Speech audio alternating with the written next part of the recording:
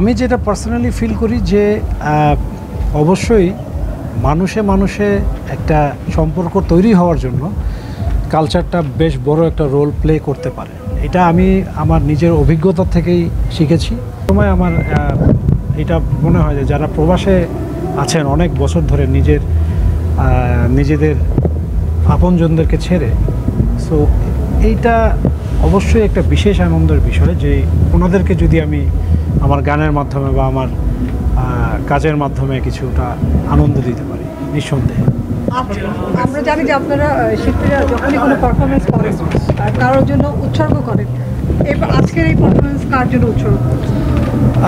উৎসর্গ তো আসলে ওভাবে কারোর জন্য তো মানে প্ল্যান করা থাকে না, তো তারপরেও যেহেতু আপনি প্রশ্নটা করলেন, আজকে এখানে যারা এসেছেন তাদের উদ্দেশ্যেই করাটাই সবচেয়ে ভালো মনে হয়। প্রবাসীদের? জি জি, অবশ্যই।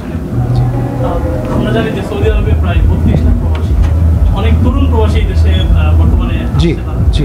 তরুণদের উদ্দেশ্যে আপনার কি বলা আছে?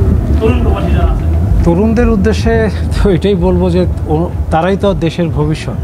সো অবশ্যই তাদের উপরেই যেহেতু দেশের ভবিষ্যৎ নির্ভর করে, তো আমার তাদের জন্য আমার অন্তর থেকে শুভকামনা এবং